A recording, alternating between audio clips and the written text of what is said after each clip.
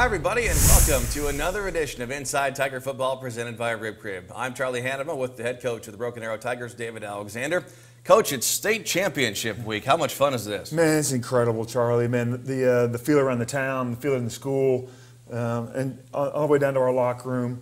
It's been a great week. Now the bye week was long, man. Trying to get ready, trying to push it off, and realize we had another week to work. But we're excited about it. We're finally here. How'd you approach that bye week? Well, we try not to, grind ourselves into a nub right there in that first week, which was easy. It would have been easy to do.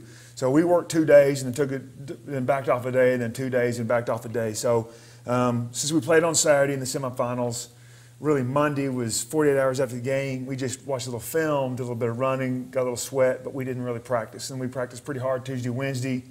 Right, Thursday we didn't practice. I mean, we had the Thanksgiving Day fun, and we got out there and played catch, and had a visit from Santa and all the fun stuff that we saw on the social media sites, which a lot of fun, by the way. I had a pretty cool suit. I don't know if you saw it. And then we practiced again pretty hard on Friday, and then a short practice on Saturday, and then took Sunday off. And got into game week. Yeah, tell me about that Thanksgiving practice a little bit more. Some people might think about, oh man, you have to practice on Thanksgiving, but really, for a football player, right, practicing on Thanksgiving means a big deal. You're playing for a state championship. Coaches, lifelong high school football coaches, getting a chance to practice on Thanksgiving Thursday morning is a really, really big deal. It's a special moment. And we tried to make it special for the kids so they would really remember the rest of their lives. Coach Dunn, Steve Dunn, and Melinda Knight over there at the athletic office did a great job as well, helping push out notification. We asked for all the alumni to come back, and we invited the parents. We had a big crowd. It was awesome. There was 3 guys there that I played high school football with back in the early '80s. It was a lot of fun to see them. I don't know. I estimate we probably had 250, 300 people there watching practice. That's awesome. State championship coming up Friday night against Jinx. 7 o'clock kickoff at H.A. Chapman Stadium at the University of Tulsa. We'll have the call for you on 97.1 FM, the Sports Animal. You can also watch it statewide on News on 6 in Tulsa, News 9 in Oklahoma City. You can stream it on newson6.com or news9.com or their mobile apps. No Aero Vision for the state championship due to those broadcast contracts, but the guys at News on 6 will do a great job. Or you can mute the TV and listen to us on the Animal. Coach, you get Jinx here in the championship. Right. Just what's it like preparing for a team the second time? Yeah, it is difficult, and we talked about this going into Owasso, right? We beat Jinx. Maybe they're carrying a little bigger chip on their shoulder than we are, and we don't want that to happen. We know the Jinx players, right? They know our players. We know their coaches and what their tendencies are, and they know our tendencies and what we've done, right? And so who can build up some tendencies and be able to play off them, who can make adjustments, who can have game plan A, B, and C, and who can get to them faster and make plays and win the football game. It's great. It's a lot of fun for coaches in that sense, right? You're really working hard the whole game. Obviously, it adds a lot of stress to it. Sometimes you like to play a team that doesn't have any idea who you are or what you're doing. Like when you get ready to play a more, or some teams you don't get to play much. But during the regular season, the Jinx game that we played early, that was the most physical game. They had a great game plan. They went right down the field the first drive and scored.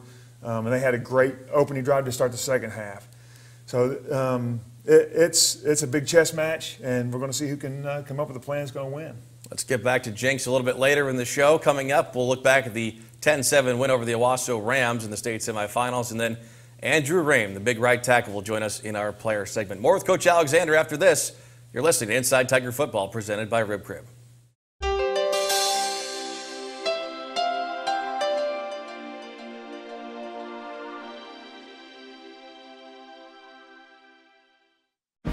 The Tigers of 1929 tied for the Oil Valley Conference lead with rival Bixby Spartans. Broken Arrow's only loss coming at the hands of the Spartans, who finished their schedule with 2 ties and no losses.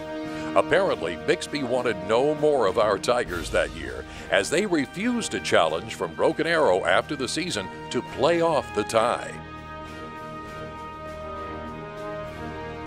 This great moment in Tiger history is brought to you by First National Bank of Broken Arrow, a loyal fan of our community for over 100 years.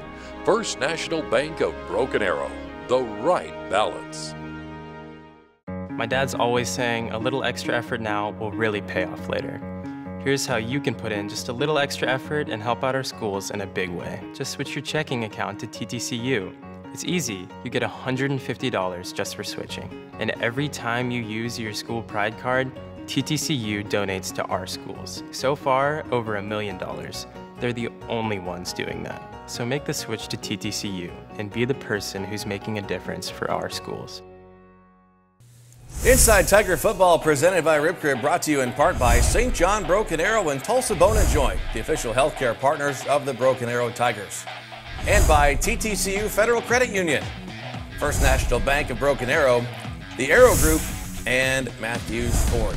Charlie Hannema and Coach Alexander back here with you on this Tuesday night as we get ready for state championship week. Friday night against Jenks, 7 o'clock at the University of Tulsa. Semifinals a week ago Saturday. Yeah. 10-7 win over Owasso. Right. Probably not how a lot of people saw that shaken out with no score until the fourth quarter. Just what are your overall thoughts on that one? Well, loved it, right? Love we won the football game. You know, we honestly played pretty well, especially on the defensive side of the football. You know, the one thing we talked about going into that game we had to win was a special teams battle, and we did that. Every semifinal game I've ever been in has had a similar feel to that.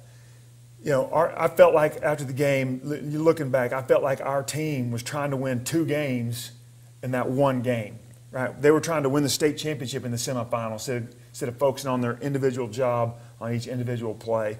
And we got to pressing and made a few mistakes. Some of the guys that made some mistakes were really uncharacteristic, you know, but the most physical team won, and the best team won the football game. You came into that game allowing just 3 points in your last 4 games. I mean, the numbers on the defense are kind of crazy. 193 minutes before that game without allowing a touchdown.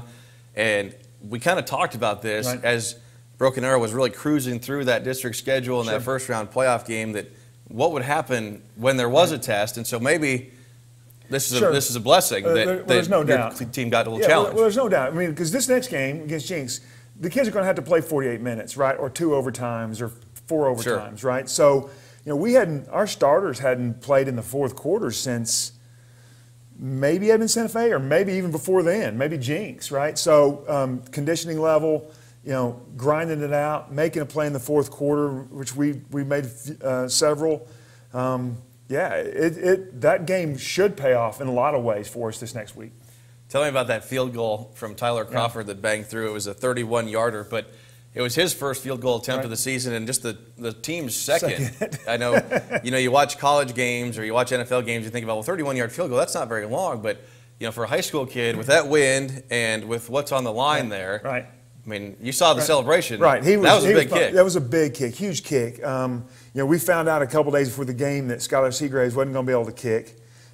He'd hurt himself, you know, doing something else, and his back was in a spasm. So, hey, Tyler, you know, it's up to you, brother, right? You kick off, you punt. I'm going to add some extra points, and, you know, if we get a short field goal, we're going to do it. And, you know, he gets field goals during the week at practice, but he never expected to kick one in the game. How about that's a weird stat, right? Only 2 field goal attempts on a season. Hard to believe. Hard to believe. And then after that, you think back to a huge play that's not in the box score, but that interception by Tricky Stokes, and not just the pick, but the run back to flip the field position too. Yes, man. What an incredible season that Tricky's had in every aspect, from his leadership to his ability to he's the kid that's just seems to be in the crucial moment of the game. The ball's going to come find him, and he's going to find the football. And again, it's just a huge play. You know, he was off the ground about 4 feet. Just incredible. And then that drive, it got interesting. Yes. You know, you think back to it, and you've got like a 42-yard holding penalty. Yes. And so it's, you know, first or second in a million. Right. And then we get a roughing the passer, which is like one of the 2 fouls in high school football that's an automatic first down. So you keep the drive moving. Right. Then you end up finding the end zone. Yeah, well, the holding penalty, you know, those are spot fouls, but I don't know how it turns from 1st and 10 into 1st and 32. You know, I mean, that holding penalty, that meant the holding penalty was 10 yards behind the quarterback. So, but it is what it is. We got the first down on the next penalty. Well, what a great run that touchdown run was by Noah. You know, we finally were able to put 8 plays together without a mistake. And when you do that, you come away with points. That gave you a 10-0 lead, and then Owasso, give them credit, made it interesting on that 65-yard touchdown pass. That another kind of just weird moment. Penalty, maybe a penalty, then they wave it off, and right. Just from a broadcaster, we could kind of feel like, ooh, is this going to be a turning point? Yeah. Well, the play they ran is a little trick play that everybody has kind of at the end of the ball game, and they're blocking downfield, which you would say, hey, that's illegal, but right, the receiver catches the ball behind the line of scrimmage. Now the penalty they picked up, I haven't seen that very often. It happens on the flag being picked up. Gavin Potter's had that penalty called against him about 4 times this year, and they haven't picked it up. But give Coach Blankenship credit. We had it zoned off. We had guys there to make a play, and they didn't make a play. But we ended up with a win. Of course, we did make it. We did make it interesting again. All Noah has to do is take a knee right there, or fall down and not fumble. But you held on. Your defense held strong, and you guys are in the state championship. In the state championship, and I'll take a 1-point win or a 3-point win this week too. Absolutely. We'll take a timeout here on Inside Tiger Football, presented by Rip Crib. Andrew Rame, the sophomore All-American, is up next in our player segment. In the folded flag, we see the heavy price of freedom. Nearly 9 out of 10 dependents of America's fallen and disabled soldiers do not qualify for federal scholarship assistance. The Folds of Honor closes that gap, already providing over 10,000 scholarships. Join us in this noble mission. Donate today at foldsofhonor.org. This is your call to duty.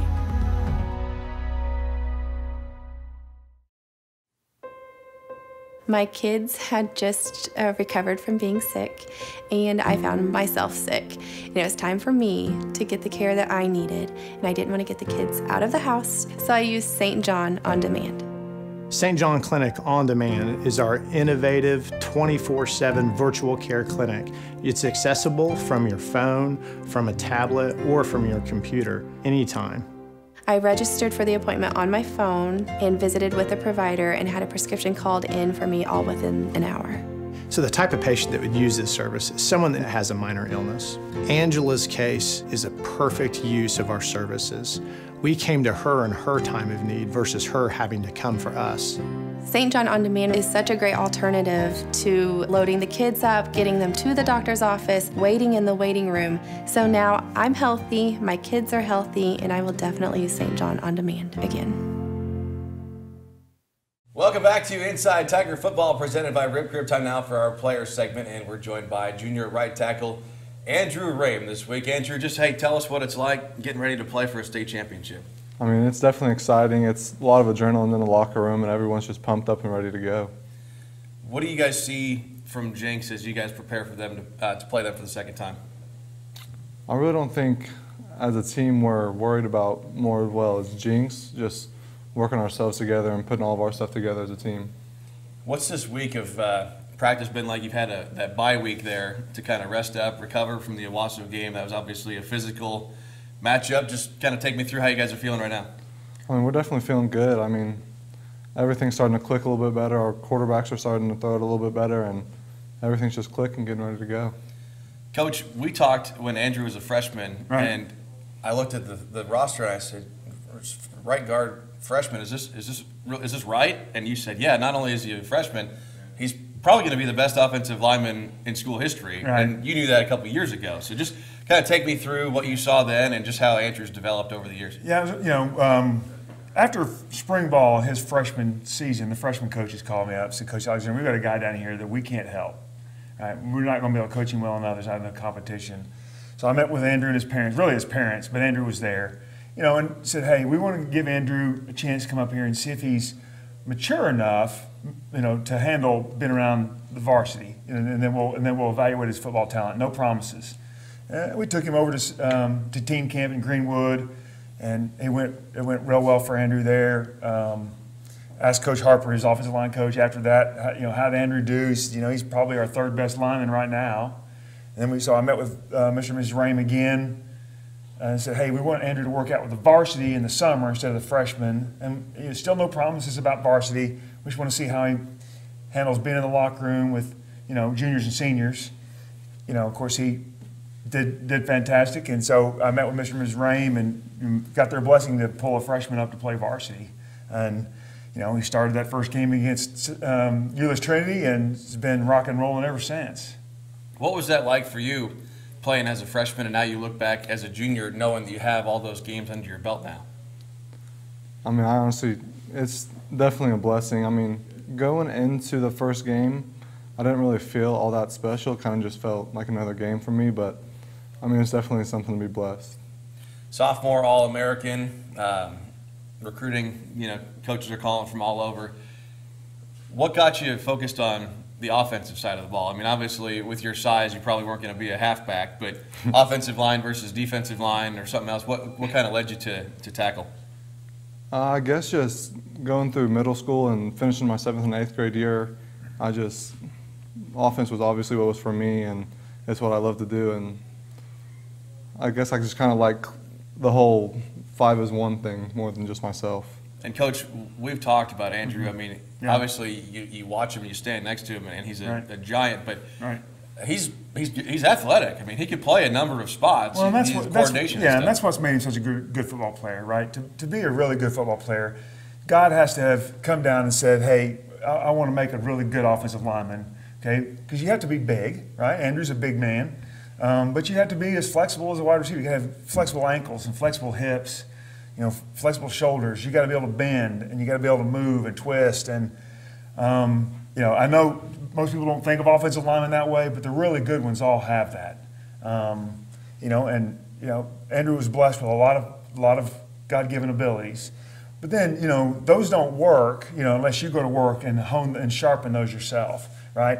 And so there's a lot of internal things that also have to go along with making a really good football player. You got to have self-motivation. You got to have the ability to, no matter what the situation is, say, I'm going to win this no matter what. I'm going to win my individual battle. We have as an offense, you have 11 guys have to perform to score points, but in those drives and during those plays, there's still one-on-one battles you have to win. Talking with Andrew Rame on Inside Tiger Football, presented by Rib Crib. Just tell me about your favorite kind of play. I mean, is it pancaking somebody on a pass block? Is it pulling and blowing somebody up? Is it just kind of man-on-man against the guy in front of you and knocking him down? What really gets you going the most? I'd have to say power, either when I'm by myself or with my right guard, Trevor Burke. I mean, just the overwhelming force of being able to use your energy to take someone back as far as we do is just something special. Coach, you think about college football and you think about the NFL, and normally, your best lineman or your biggest guy is that left tackle on that blind side for passing, but you got Andrew on the right, and you think about this power offense. I mean, it's pretty easy to line up and run Noah behind this guy, isn't it? Starting as a freshman and a sophomore at right tackle, we had a really good left tackle, an upperclassman, right? And then so now he started last year with Trevor. You mentioned Trevor Burkhartsmeyer at right guard. They're the same age. They both competed with each other in the weight room. They're two big, strong young men. So we're like, hey, we can be right-handed. Let's be right-handed dominant in the run game. And, it's a formula. We know, Andrew's going to play in college. He's going to play. He could play anything from center to right tackle, left. He can play anything, any school needs. But right now, he's our right tackle. And, when it comes down to it, if it's 4th and 1, I think we know where we're going to run the football. I think Jinx knows where we're going to run the football, and I'm okay with that. What's that like for you? And Coach just said that. I mean, it's not a secret a lot of times where we're going in short yardage, and the defense knows that. But to have that confidence and to be able to win that battle and know that, hey, if we need a yard, it's coming right behind me. What's that like? Like I said, I don't really think of it as more of a myself. I just go out there and play football. You guys are so tight as a line, and I know you're pretty tight with Noah too. Just the season that he's had, I know obviously that's a huge part of that is because you guys are opening the holes. So just kind of tell me about that relationship and how much fun it is to be on the ride that you guys are on this year. Oh yeah, I definitely love having Noah behind me because we've been doing that since the 4th grade together, and we've been telling ourselves since we were young kids that we were going to be doing this in high school together and maybe further on. Let's talk about recruiting a little bit. I know you're a long way off from having to make a decision, but so many big name schools have come calling and checked in. I know you've gone on some cool visits. I know just LSU not too long ago. You've been up to Notre Dame. Just take me through that. What kind of stands out, and just what's that feeling like when these guys that you watch on TV all of a sudden are showing up and they want to talk to you? I mean, it's definitely awesome. It's a major blessing, and I couldn't be more thankful. But this football season, I really haven't even batted an eye at any recruiting. I've just been focused on our team here at the high school. And, you know, he's turned down a lot of opportunities. I mean, obviously, a guy with his talent's got a lot of opportunities. He turned down all of them this season, you know, knowing, you know, we've got a great senior class and we're doing some amazing things, and we've got a big opportunity as a Broken Arrow Tiger football team. He'll have his opportunities. This winter, he'll have some opportunities, and then in the spring, and then again next summer. No, you're a really great student too. In a couple AP classes, I think Latin might be one of them. Yeah, just take me through that side of it, because I know this offensive line is really smart too. So when you look at this college recruiting decision, you might be looking at it a little bit differently than some of your typical, you know, Division I, Power 5 type recruits, because I know you do put a big focus on that academic side. What do you think you want to study down the road? I definitely want to go into engineering in college, and at the moment, I'm really good with chemistry and math, so I'm thinking about petroleum engineering. There you go. That's Not awesome. bad. Isn't that incredible? That's awesome. You know, there was a story that was done about all our offensive line and how they're all great students, and that, you know, that kind of goes along with the territory too of being an offensive lineman. You know, you have to. There's a lot more moving parts than people understand, and a lot of communication that goes on in that group. And you have to look at Andrew, you know, as a guy that you'll be talking about years and years and years from now. Not only, you know, was he killing it in the weight room, killing it on the field, but guy does it in the classroom too. Well, you know, I think it all comes together, right? If you're a really great football player, it has to be a complete package. You know, if you want to be successful, the way you do one thing is the way you do everything, right? If you show up on time for first hour, you're going to show up on time for meetings, right? And you're going to show up on time to the weight room, and you're going to be stretched and ready to go when it's time to lift, right? And you're going to be the first guy out there to run drills. It all boils into the same pot, right? And then when we want to run the ball in 4th and 1, right? We're going to hand it to Noah. We're behind Andrew, right, and Burke, right, and Big Kaiser Newell. So it is all the same thing. The way you do one thing is the way you do everything. Andrew, I'll get you out of here on this. Just tell us what you're most excited about Friday night. That's a big question, isn't it? Yeah, that's a hard one. I mean, what's going to be the most fun, right? The locker room before the game, right? Warm-ups, right? Coming out and seeing the crowd in the jungle and all that, or is it going to be the first snap that you're in the game? I think it's going to be either the first snap or that moment after we go win that thing. Seeing everyone rush on the field and all the energy and just all the vibes you're getting, it's going to be something special. Love it. Andrew Rame, our guest on Inside Tiger Football, presented by Rib Grip. He's getting $25 for Rib Grip for appearing on the show. We'll take a timeout. Back with Coach Alexander after this.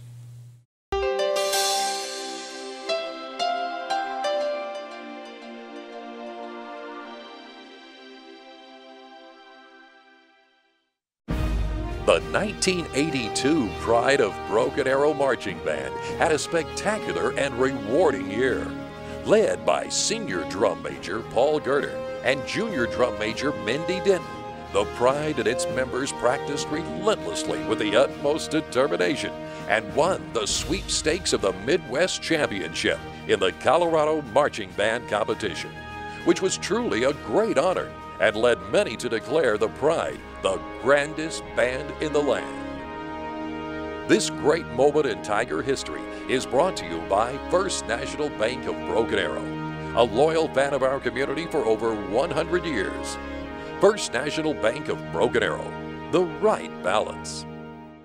My name is Abigail Bailey. I was at my yearly checkup when I was 12, and we went and got x-rays, and she diagnosed me with scoliosis and that we needed surgery as soon as possible. Tulsa Bone and Joint was very compassionate. They took their time with us. They answered questions. He was very encouraging. Dr. Clark helped me see that there is life after spinal fusion. Just because your spine is fused doesn't mean that you can't do what you love to do. Final segment here on Inside Tiger Football, presented by Rib Crib. Don't forget, Broken Arrow and Jinx in the state championship Friday night, 7 o'clock at TU. We'll be on the Animal with the pregame show at 6:30, kickoff at 7. You can watch it on TV in Tulsa on News on 6 or stream it on the News on 6 app. Coach Keith Riggs, first, now he's got a whole season under his belt as the Jinx head coach. He was the defensive coordinator for a while. Long time. How different is his style than Coach Trimble's? Because I know when we played him earlier, it was only a couple games in and weren't really sure. So now that you've had a full season to break down, compare those for us. Yeah, there's a little bit of difference. You know, they haven't so far, and of course we've had 2 weeks to plan for it, but so far they have taken almost zero chances special teams wise, whether to try to block a punt or fake a punt or do anything like that.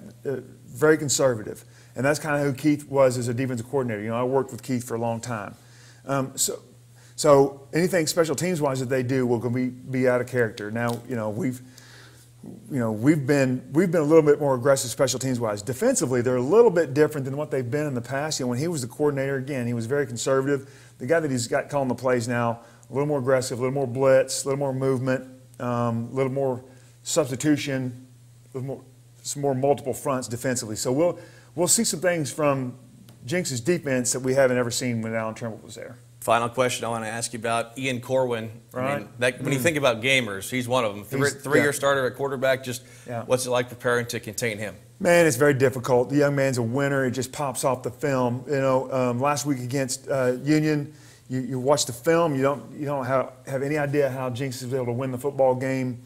But in a typical style in that football game, Jinx kept it within one score down to the last few seconds of the game and made one more play than Union did. Coach, thanks for your time all season. We look forward to Friday night bringing home a state championship. It'll be fun. Back to Broken Arrow. And thank you for joining us all season long on Inside Tiger Football presented by Rib Crib. This is our final show of the season. Thank you to Rib Crib for sponsoring all of our food for the season. And to our crew, Sean Hill, Nolan Couch, Greg Spencer, and Terry Sprider, this is Charlie Hannema saying good night from Broken Arrow.